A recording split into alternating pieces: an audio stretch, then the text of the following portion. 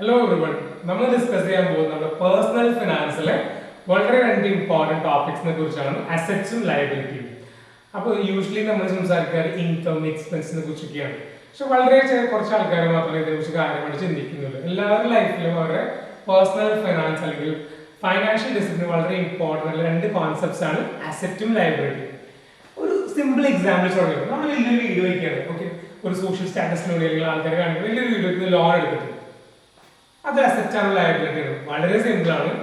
Liability എന്ന് പറഞ്ഞു കഴിഞ്ഞാൽ നമ്മുടെ പോക്കറ്റിൽ നിന്ന് പൈസ പോകുന്നതൊക്കെ ലയബിലിറ്റി ആണ്, സിമ്പിൾ ആയിട്ട് പറയുകയാണെങ്കിൽ.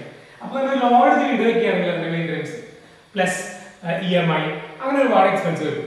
അപ്പോൾ എന്താണ് അത് ലയബിലിറ്റി ആണ്. ഇതേ സമയം നിങ്ങൾ വീട് വെക്കുന്നു, അത് റെന്റിന് കൊടുക്കുകയാണെങ്കിലോ എല്ലാ മാസം റെന്റ് കിട്ടും, ഒരു ഫിക്സഡ് ഡെപ്പോസിറ്റ് കിട്ടും, അത് ഒരു അസറ്റ് ആണ്. നിങ്ങളുടെ സോഷ്യൽ സ്റ്റാറ്റസിന് വേണ്ടി ഒരു അല്ലെങ്കിൽ ട്രാവൽ ഒരു പുതിയ brand new car, luxurious car മേടിക്കുന്നു, taking a loan, car maintenance, petrol expenses, toll, taxes, road taxes, insurance plus EMI, അത് ഒരു ലയബിലിറ്റി ആണ്. ഇതേ കാര്യങ്ങൾ ഒരു കാർ മേടിക്കുന്ന ഒരു കാർ എടുക്കുന്നത് റെന്റിന് കൊടുക്കുന്നില്ല, ഒരു ഡ്രൈവർ ടാക്സി പോലെ ഓടിക്കുകയാണെങ്കിൽ ദാറ്റ് ജനറേറ്റ് സം ഇൻകം, അപ്പോൾ അത് ഒരു അസറ്റ് ആണ്. അപ്പോൾ ലൈഫിൽ നമ്മൾ എപ്പോഴും തീരുമാനം എടുക്കുമ്പോൾ നമ്മൾ അല്ലെങ്കിൽ വലിയൊരു എമൗണ്ട് സ്പെൻഡ് ചെയ്യുമ്പോൾ തീർച്ചയായിട്ടും ആലോചിക്കേണ്ട കാര്യമാണ്, ഞാനൊരു അസറ്റ് ആണ് ക്രിയേറ്റ് ചെയ്ത് ലയബിലിറ്റി ആണ് ക്രിയേറ്റ് ചെയ്യുന്നത്. അസറ്റ് ആണെങ്കിൽ നമ്മുടെ പോക്കറ്റിലേക്ക് പൈസ വന്നുകൊണ്ടേയിരിക്കും.